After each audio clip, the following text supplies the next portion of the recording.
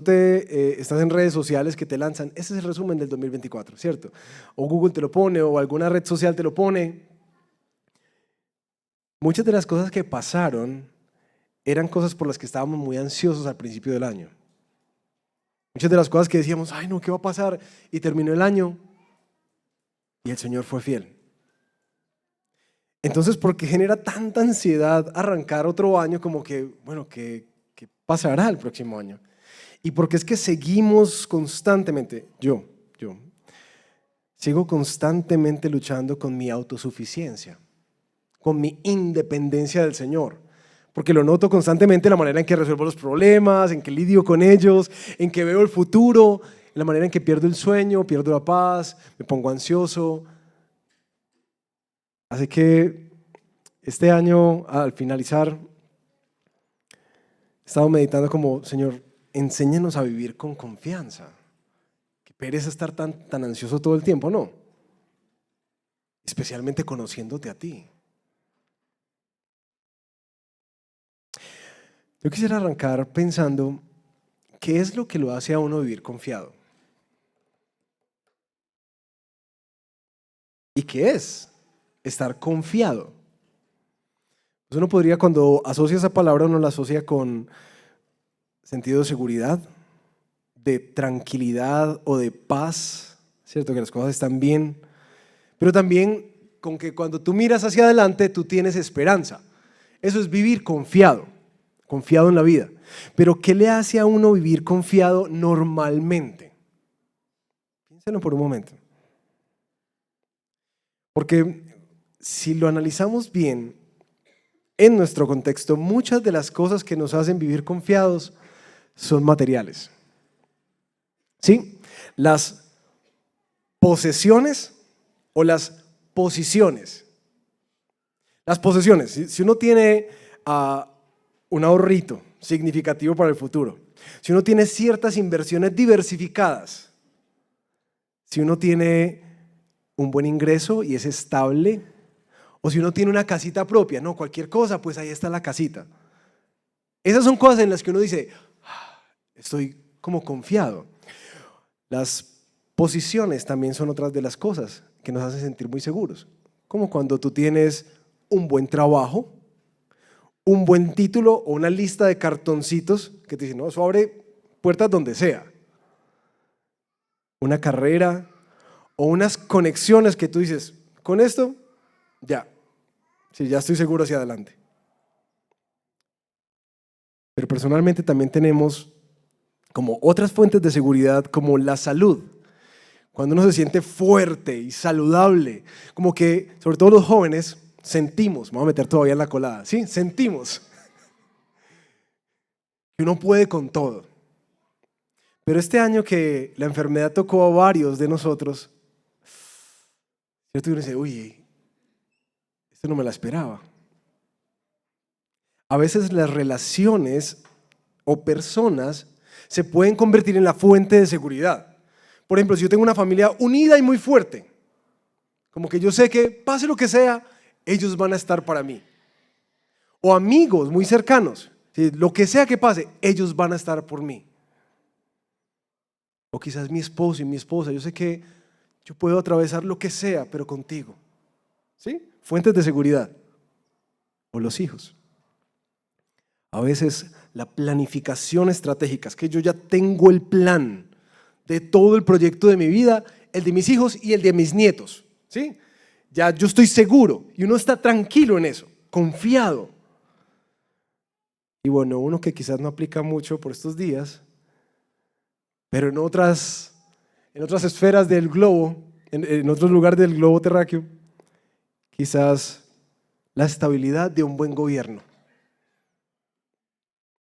Con ese gobierno y con esas políticas estamos listos.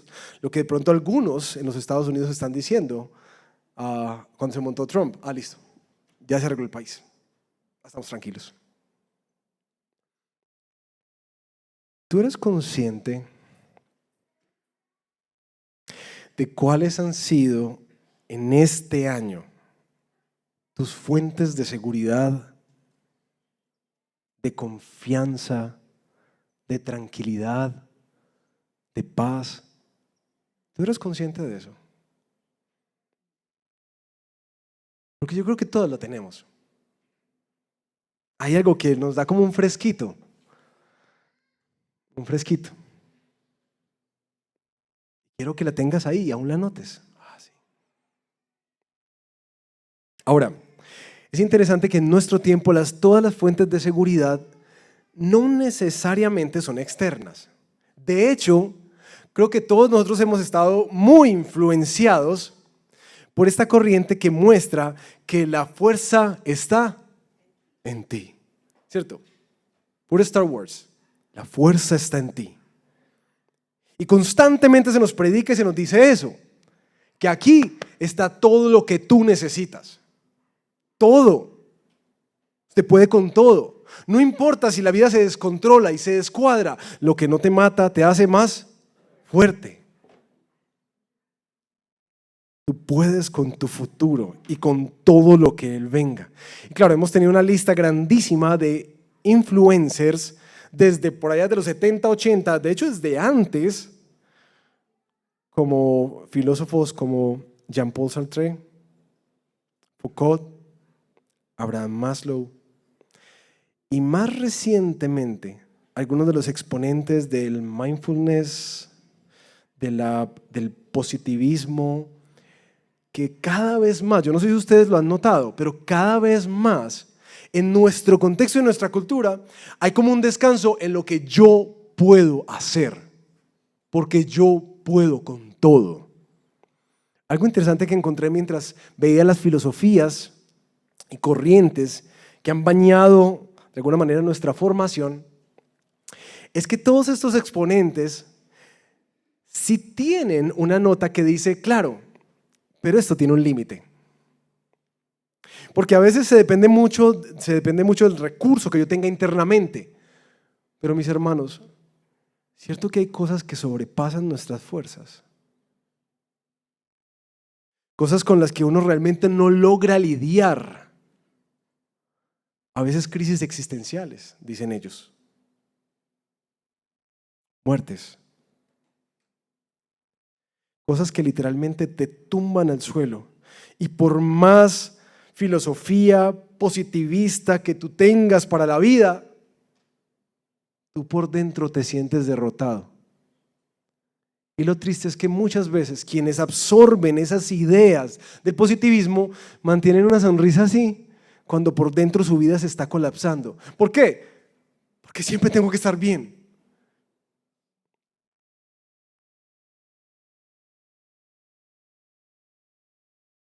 ¿Cuál es la fuente de seguridad que tú tienes? ¿Cosas?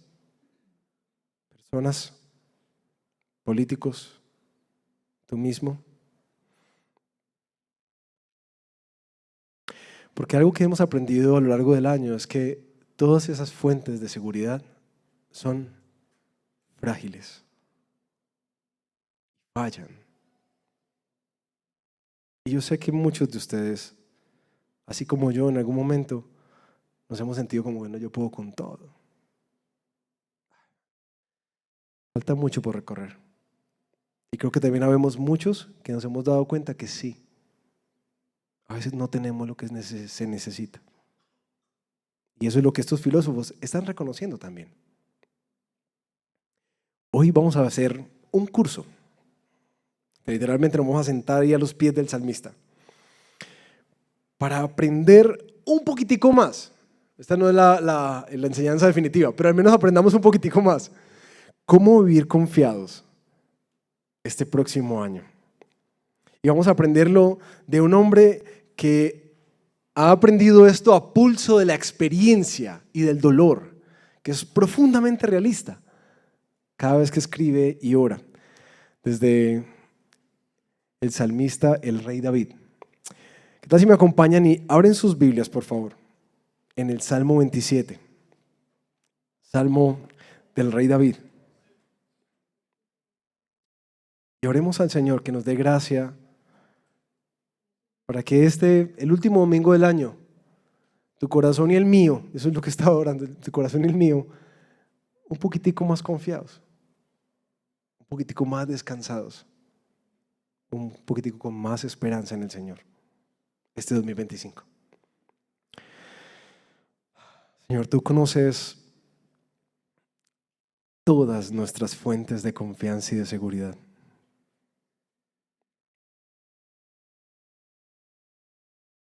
Tú conoces que nos dio alegría y gozo y paz, al punto de haberse sentir como éxtasis dentro de nosotros, porque por tu gracia alcanzamos algo, recibimos algo, nos diste algo.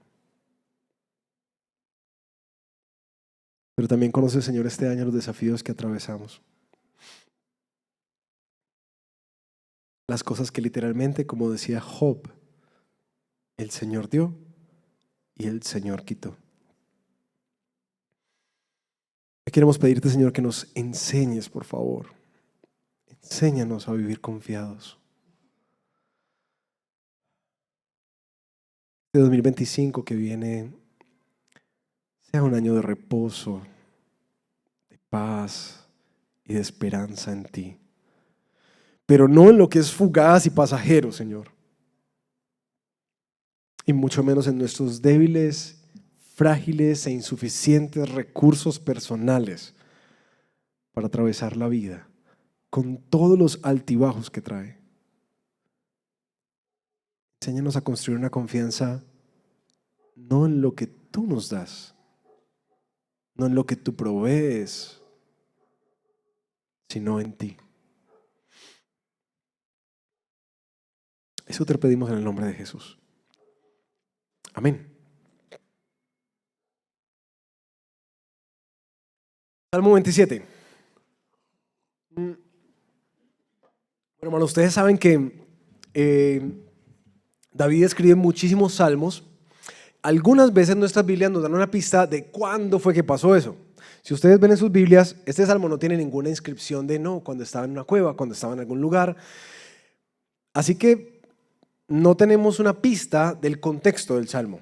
Sabemos que había adversidad porque menciona enemigos, perseguidores, violentos, gente que está haciendo tramas contra él.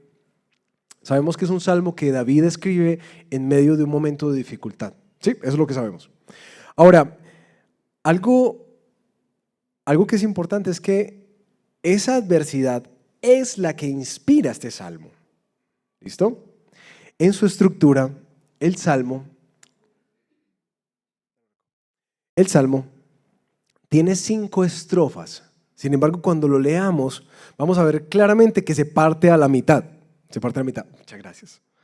Se parte a la mitad del salmo, donde David comienza con una confianza firme en el Señor y un deseo por su presencia. Y de repente, ¡plup!, cambia toda la narración y se vuelve una súplica y una ayuda que a uno le deja como medio desconcertado a la hora de estudiar el Salmo. Sin embargo, yo quisiera animarlos a que nos acercáramos a estudiar ese Salmo juntos desde la perspectiva de un discípulo. Ustedes recuerdan en los evangelios a los discípulos tras Jesús. Jesús tomó mucho tiempo dando sermones y enseñanzas y ellos se sentaban y escuchaban. Pero un privilegio que tenían los discípulos es que también podían ver a Jesús hacer cosas. Y un privilegio especial es que podían ver a Jesús orar. Cuando leamos este salmo, vamos a darnos cuenta que las estrofas cambian en cuanto a quién a quién le está hablando. Porque en algunas estrofas vamos a ver que le habla como a un público y otras son oraciones directas al Señor. Y por eso quiero proponerles que veamos este salmo como con esa partición.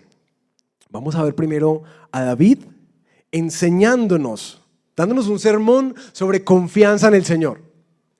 Pero después vamos a ver a David demostrándonos cómo es que esa confianza se forjó a través de sus oraciones. ¿Listo?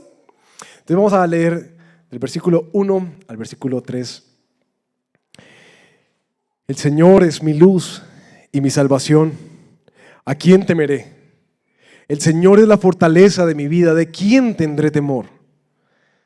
cuando los malhechores vinieron sobre mí para devorar mis carnes, ellos, mis adversarios y mis enemigos, tropezaron y cayeron. Si un ejército acampa contra mí, no temerá mi corazón. Si contra mí se levanta guerra, a pesar de ello, yo estaré confiado. El contexto de David como rey, sabemos que constantemente vivió intrigas, traiciones y conflictos sociopolíticos que literalmente cuando dice que un ejército o una guerra se levanta, todo va a cambiar en su vida. ¿Sí? Esa es la adversidad que él como rey está experimentando.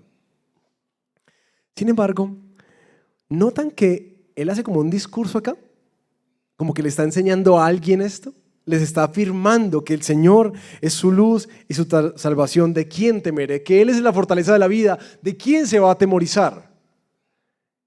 Y empieza a narrar un testimonio. Cuando los malhechores vinieron, ¿qué pasó? Ellos tropezaron y cayeron.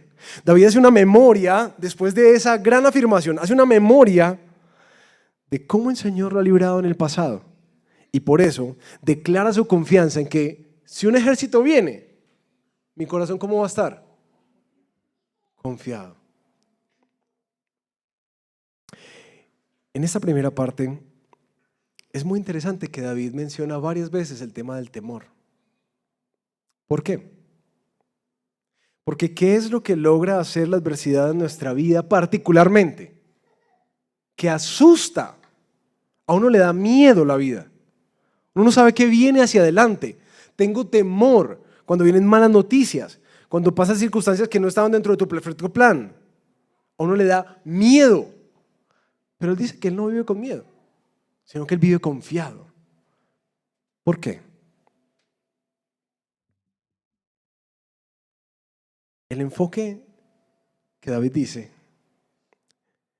tiene que ver con el lugar de su confianza. ¿Sí? ¿Por qué él no tiene temor? Porque el Señor es su luz y su salvación. Porque el Señor es la fortaleza de su vida. Por eso es que él no tiene miedo. Por eso es que él vive confiado. Y él lo ha visto en el pasado. Él está tranquilo. Ahora, la cosa es que nosotros podríamos casi que coger este salmo y abrirle un espaciecito, una línea para rellenar. El Señor es mi luz y mi salvación. Quita el Señor. Póngale cualquier otra cosa. Este empleo es lo que me da claridad. Es lo que me rescata. Es mi seguridad. Este esposo es mi luz. Yo sin él me pierdo. Es la fortaleza de mi vida. Por eso es que yo no tengo temor. Estos ahorritos, este negocio o estas inversiones son la seguridad de mi vida. ¿Notan por qué es que el salmista tiene seguridad y no vive con temor? ¿Por qué? Porque su fuente de seguridad es ¿quién? El Señor. Ahora, ¿ustedes creen que David no tendría otras fuentes de seguridad? Cuando uno lee el libro de Crónicas y el libro de los Reyes, uno se da cuenta que hay muchas alianzas, que hay mucha riqueza, que hay muchos edificios, que hay mucho poder. Uno lo ve. Así que David sí habría podido escribir un salmo diferente. Uno como el de Nabucodonosor, miren la gran Babilonia que yo me hice.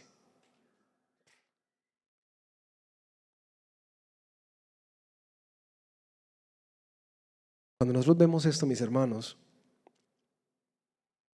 yo no sé ustedes, pero al reflexionar en qué podía ponerse en esa liniecita, yo me di cuenta que no tenía una cosa que poner, sino muchas.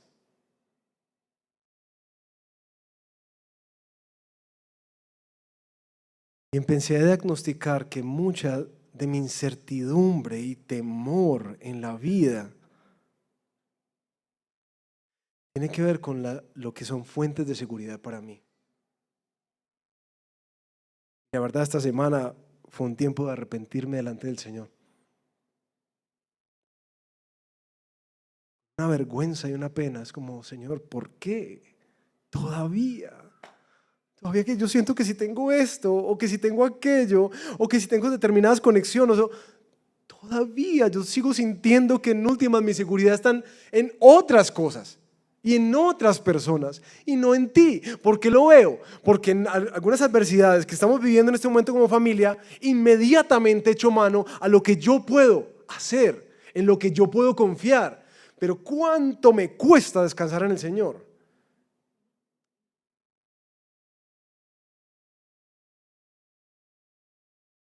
Y creo que la primera invitación del salmista, cuando uno lo ve aquí, es como esa confrontación. Claro, tú vives sin temor. ¿Por qué? Por la fuente de tu seguridad. Es el Señor. Es el Señor. Y creo que la primera invitación de este salmo para nosotros es quizás al arrepentimiento.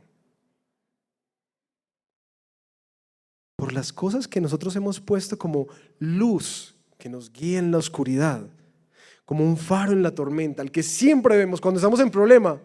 Ay, me voy a llamar a, me voy a hacer.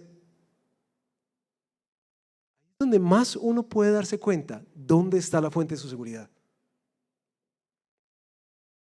Arrepentirnos de los lugares en los que hemos tratado de buscar salvación que no es en el Señor. Los lugares que nos hacen sentir como un refugio seguro, que no es el Señor.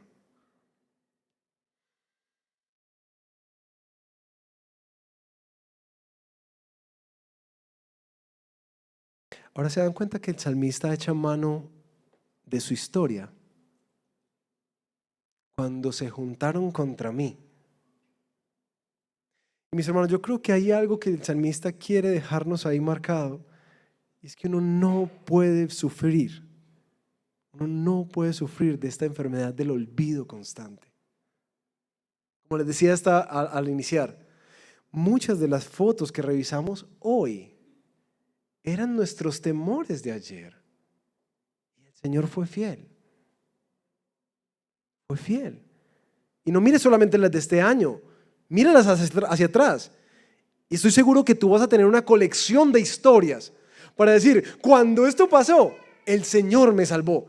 Cuando esto sucedió, Él me sostuvo. Cuando atravesé por esto, Él fue mi refugio. Pero si olvidamos, entonces venimos a esa oscuridad. Ahora, ¿cuál es entonces el secreto que David tiene para vivir de esta manera tan confiada? Que hágale, no importa lo que venga, que se venga un ejército. ¿Sabe cómo va a estar yo? Confiado.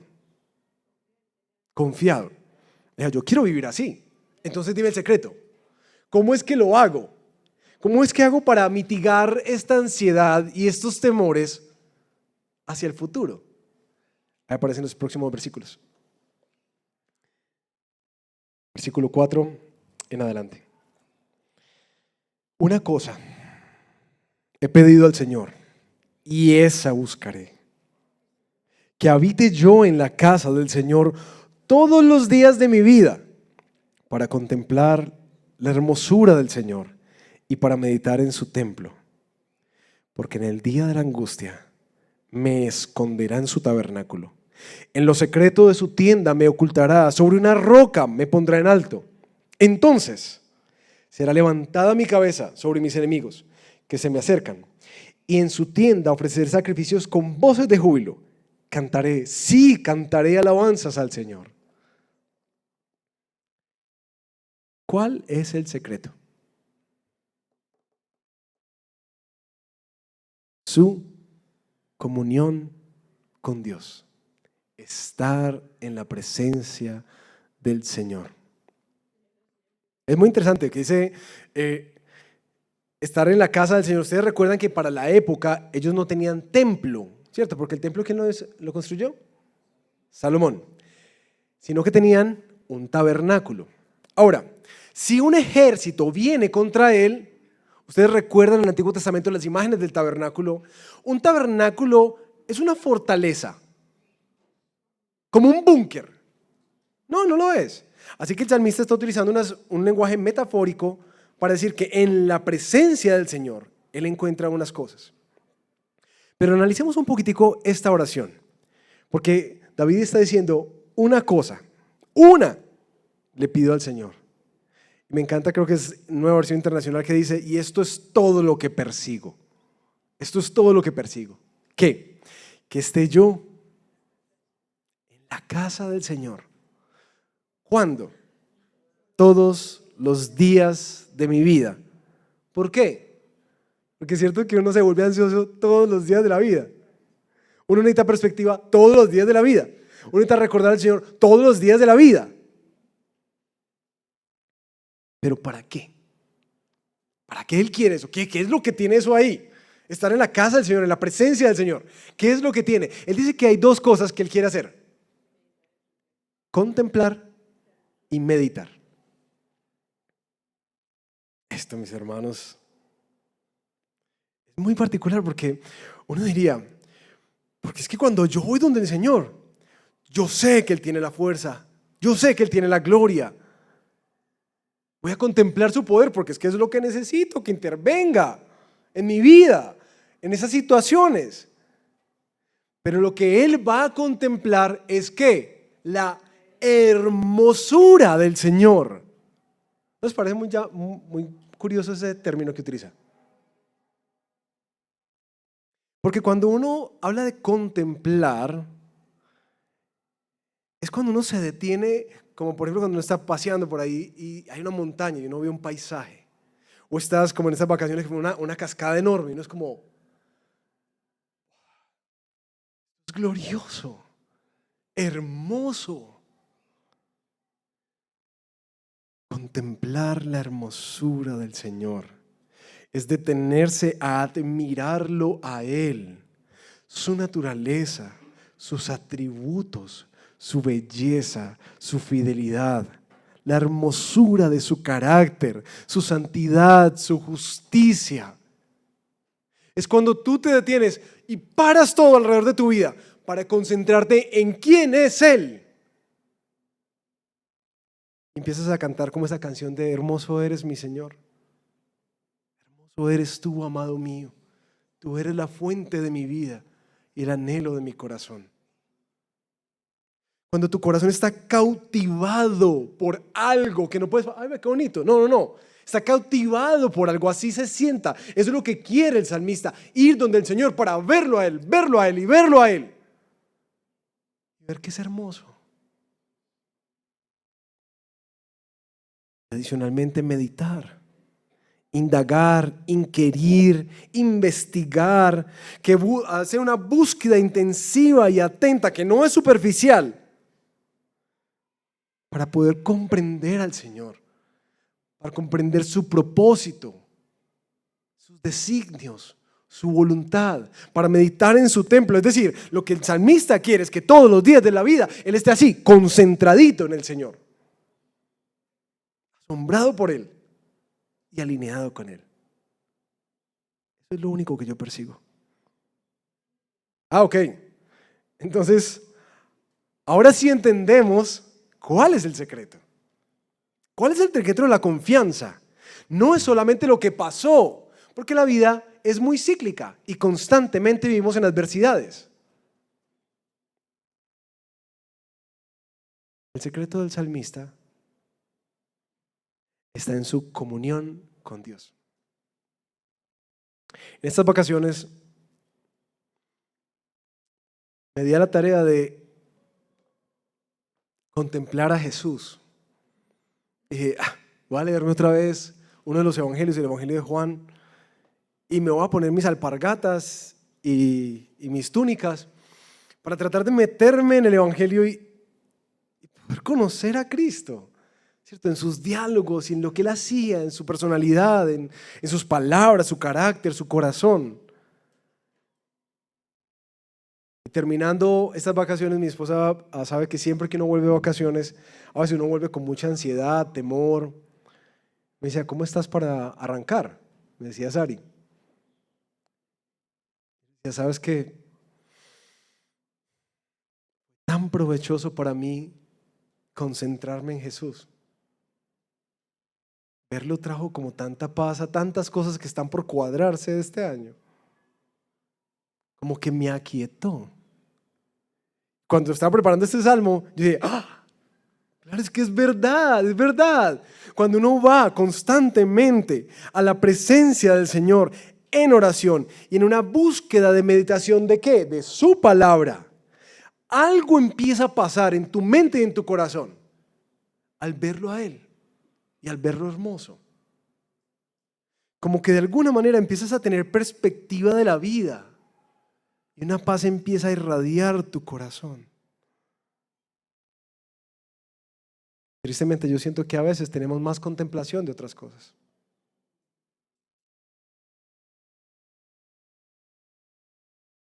Tú contemplas, le da forma a tu vida, a cómo la afrontas. Si tu contemplación constantemente está en las redes sociales, si tu contemplación está todo el tiempo en la comparación con la vida con otros, si tu contemplación van a ser solamente los problemas, muy difícil que tú vivas confiado, porque todo eso te nubla para ver al Señor.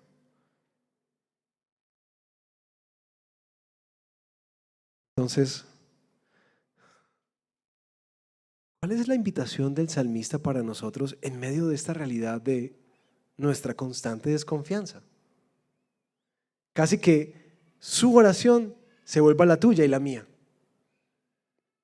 Señor, una cosa te pido, y ciertamente no es un ascenso, ni un marido, ni un hijo, ni la salud.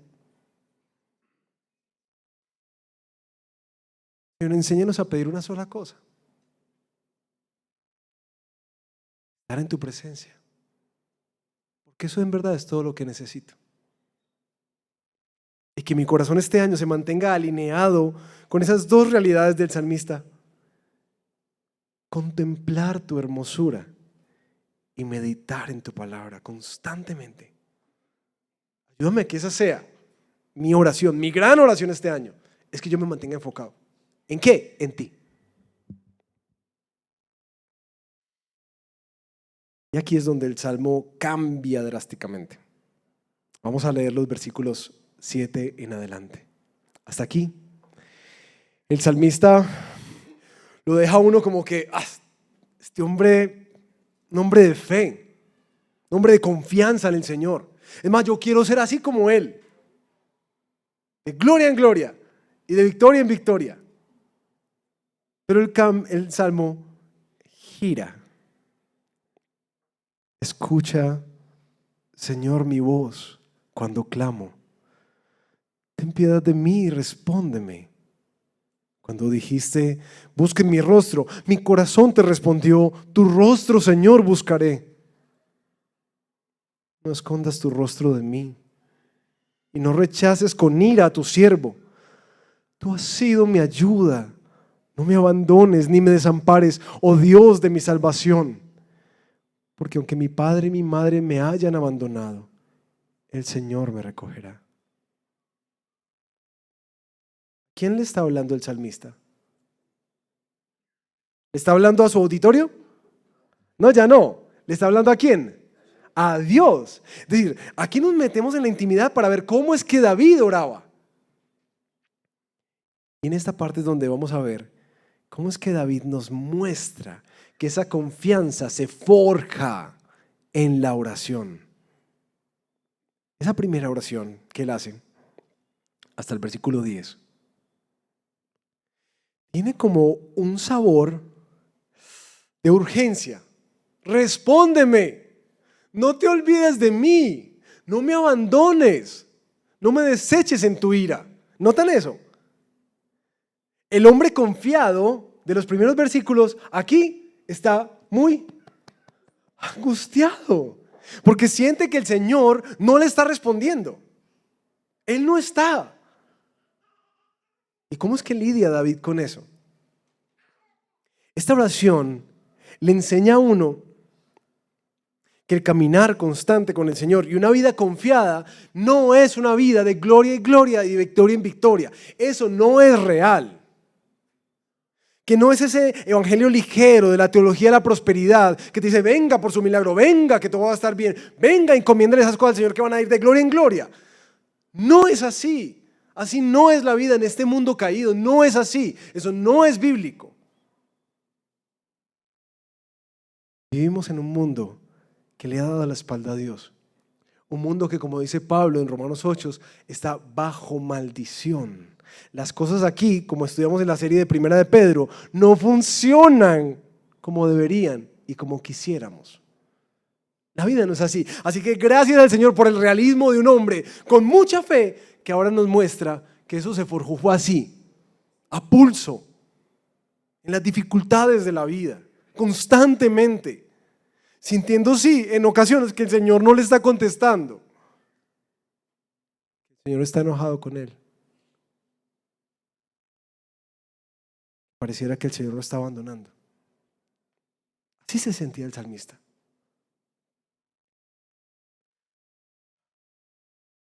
Esta oración nos muestra también no solamente el realismo de la vida, sino la humildad con la que uno debe pedirle al Señor. Ustedes notan que aquí no hay ningún reclamo, ningún arrebato, ni ninguna de esas cosas, sino que las palabras del salmista es, Señor, tú dijiste que te buscara y yo te busco. Señor, ten piedad de mí. Esa expresión que dice que Él no merece nada del Señor, que si no es por su misericordia y su gracia, nada le daría. No le reclama al Señor, le pide compasión al Señor. Y le dice, Señor, es que tú has sido mi ayuda. Qué belleza de oración. Un clamor honesto, respóndeme, no me des la espalda, no me deseches en tu ira. Y a pesar de que la oración está tan cargada como de ese lamento, de esa angustia, de esa incertidumbre hacia el futuro, algo que quiero que vean es que estas dos oraciones terminan de la misma manera, con una proclamación de confianza. ¿Cómo termina esta primera? Aunque mi padre y mi madre me hayan abandonado, el Señor me recogerá. ¿A quién le está hablando? ¿A quién le está hablando? Porque ya no parece la oración. Ya parece algo que él está afirmando para sí mismo. Una certeza que él tiene en la vida. ¿De qué? De quién es el Señor en quien ha confiado. ¿Y dónde la obtuvo?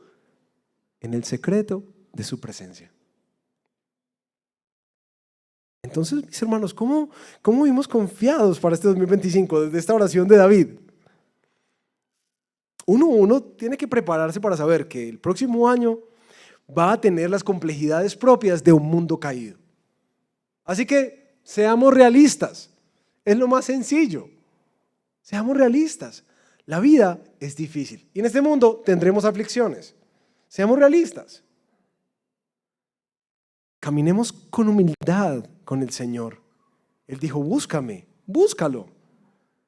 Pero cuando habla de humildad, recuerda que todo lo que tú disfrutas es solamente una manifestación de la piedad del Señor, de la gracia del Señor, porque Él no te debe nada a ti ni a mí, nada. Así que todo lo bueno que venga es una misericordia del Señor. Todo lo bueno que tú anheles, recuerda que no es una deuda de Dios. No es una deuda de Dios. Es una misericordia suya sobre tu vida. Clama cuando estés perplejo, cuando te sientas abandonado. Clámale al Señor. Porque es que esa fe que nosotros queremos tener tan fuerte se forja en medio de la adversidad. No creas que es como, Señor, dame fe y ¡pum! Te volviste un supermusculoso espiritual. Así no se forman las cosas. Se forja en la adversidad. Y muchos de este año siguiente seguramente te vas a encontrar en la misma realidad. Y espero que recuerdes este salmo ¿Cómo se forja la fe? A través del constante creer y recordar que el Señor nunca me dejará. La última oración que el salmista tiene aparece en el versículo 11 en adelante. Señor, enséñame tu camino y guíame por senda llana por causa de mis enemigos. No me entregues a la voluntad de mis adversarios, porque testigos falsos se han levantado contra mí y los que respiran violencia. Hubiera yo desmayado si no hubiera creído que había de ver la bondad del Señor en la tierra de los vivientes. Ahí está la segunda oración. La primera es Señor, respóndeme. Pero esta segunda tiene otra connotación. ¿Qué le está pidiendo el salmista?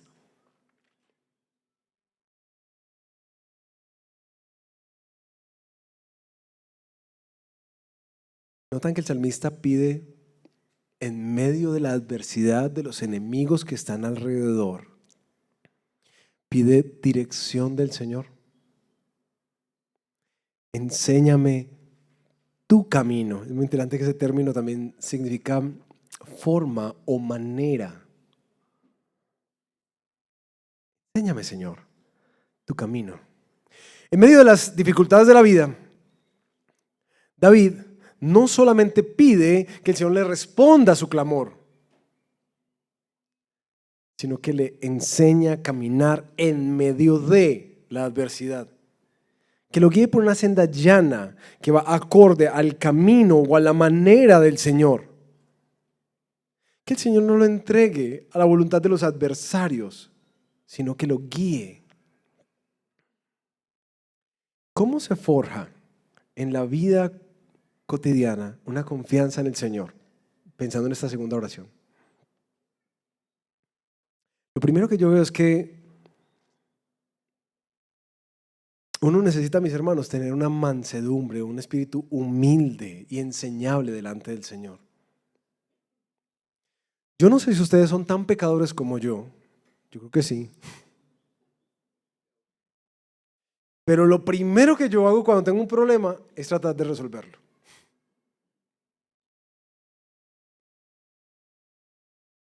Lo primero que yo hago cuando veo alguna adversidad en mi vida es tratar de ver a quién llamo. Perdónenme, yo sé que yo debería ser un ejemplo de más piedad, pero la verdad lo único que demuestra esto es que el Señor salva a pecadores, porque así soy yo. Y esta semana me arrepentí delante del Señor de qué patrón tan feo, especialmente después de haber visto todo lo que el Señor ha hecho.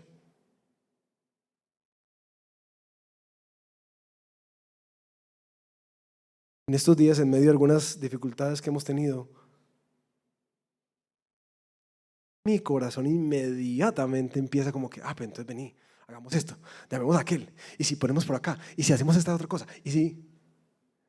Y fui reprendido, gracias al Señor por esta predicación, fui reprendido por la palabra, para parar por un momento y decir, Señor, ¿cuál es tu voluntad? Lo que tú quieres hacer. Enséñame tu camino, porque tú tienes planes y propósitos.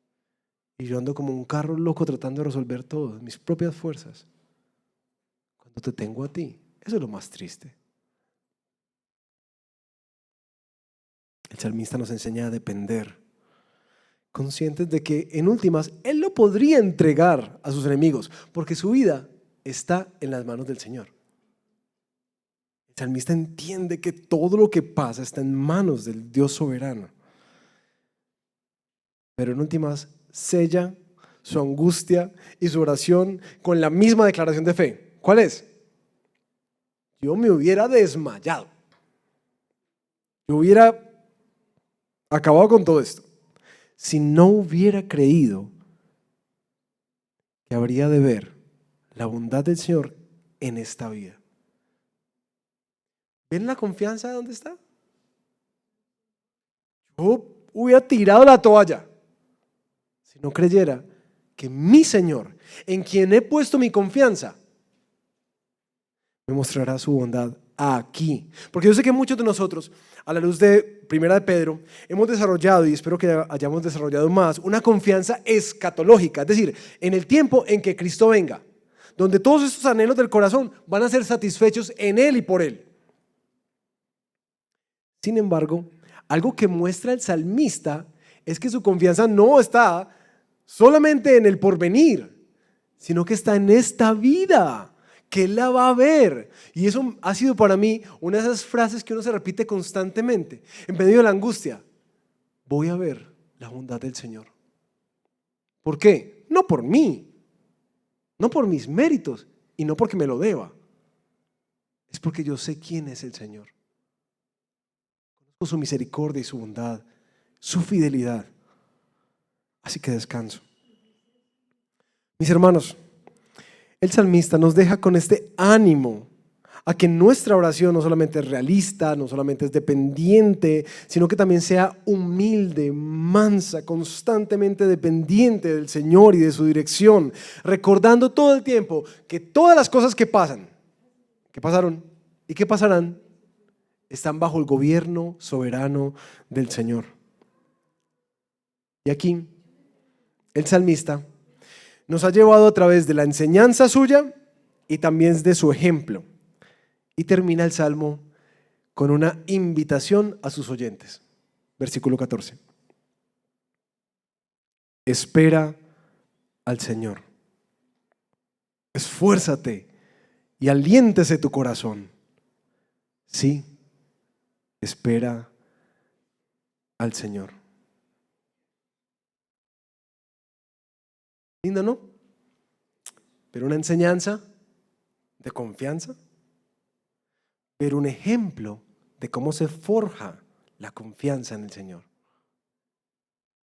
Y una última invitación para quienes escuchamos. Espera al Señor. Esfuérzate y aliéntese tu corazón. Sí, espera al Señor.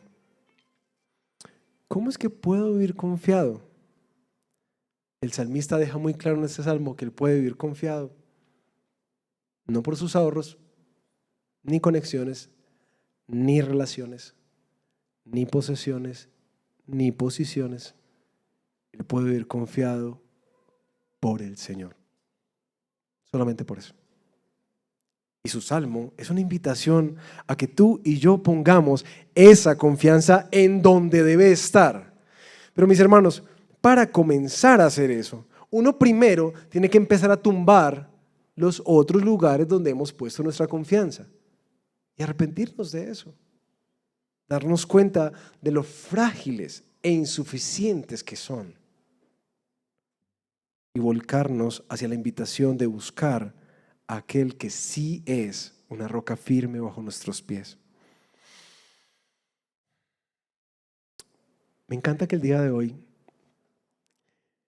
providencialmente culminemos con la Santa Cena.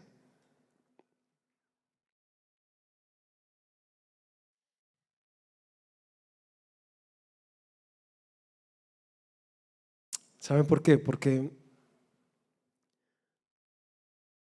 yo sé que hasta aquí mucha de la invitación del salmista es: mira, deja de estar confiando en ti mismo o en tus conexiones o cosas. Pon tu confianza en el Señor. Eso es lo que te va a ayudar a vivir confiado hacia el futuro. ¿Tú quieres vivir confiado, sin ansiedad, sin temor? Pues pon tu confianza en el Señor. Eso es lo que está diciendo.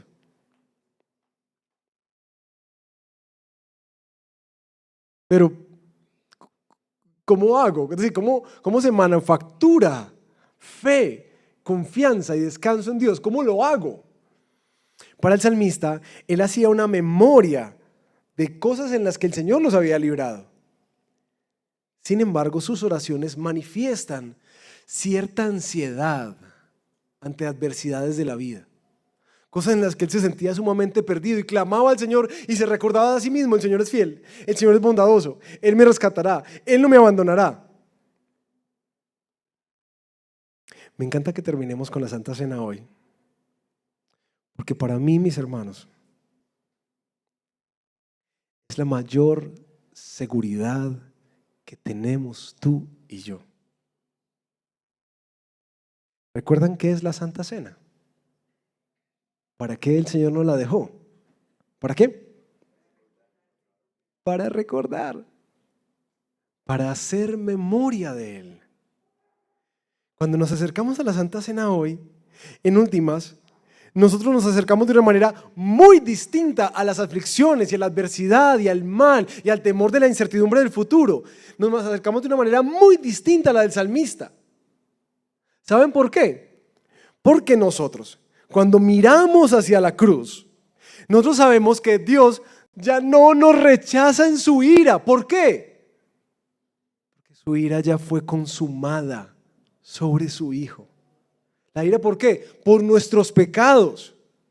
Que Dios no nos paga de acuerdo a nuestro mal. Eso no lo tenía tanto el salmista como lo tenemos ahora nosotros en Cristo. Nosotros tenemos muchas más razones de confianza, porque ante la incertidumbre de Él me va a abandonar, Él se está escondiendo, Él me voltea a su espalda, nosotros sabemos que nunca experimentaremos de parte de Dios abandono, porque su Hijo ya lo experimentó en esa cruz por nosotros cuando dijo: Padre, ¿por qué me has abandonado? Su rostro siempre estuviera en favor de los que le creemos a Él.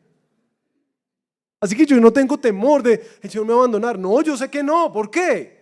Porque miro hacia la cruz y recuerdo que nunca más eso va a pasar. Tenemos mucha más confianza que el salmista, porque sabemos que el Señor no nos dejará solos a nuestra suerte. Que nuestro Señor nos dijo: he aquí, yo estoy con ustedes hasta el fin del mundo.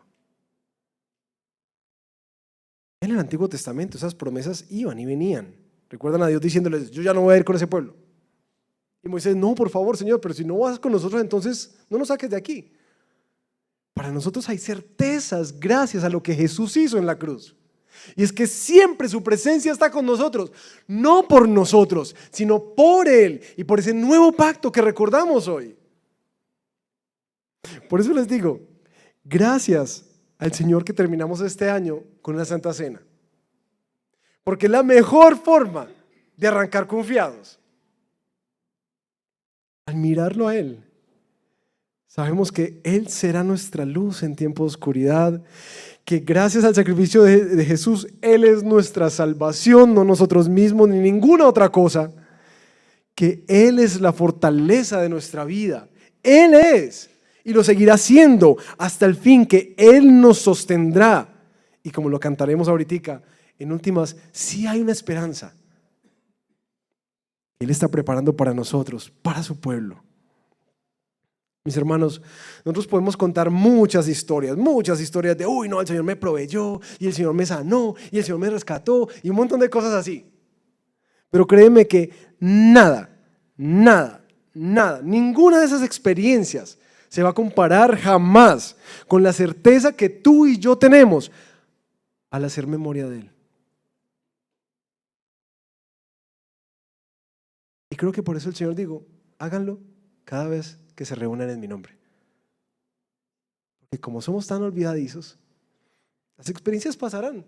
Y algunas veces recibiremos este año bendiciones y dices: amén, Señor, y rescates del Señor.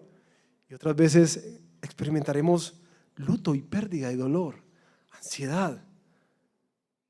Pero el salmista nos ha enseñado que esa vida confiada se forja. ¿En dónde? En la oración, en la presencia del Señor, meditando en su hermosura, contemplando su hermosura y meditando en su palabra. Quisiera que tomaras un momentico antes de pasar a la cena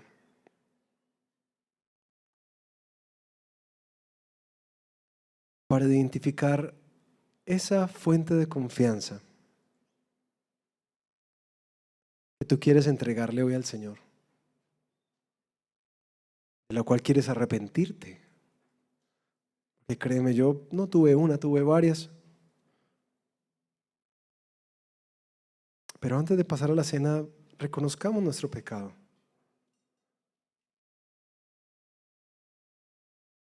De olvido, de ingratitud.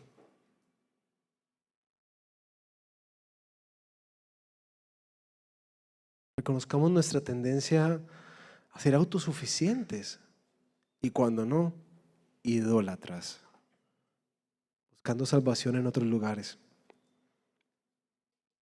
Tú te identificas con eso, toma un tiempito y pídele perdón al Señor.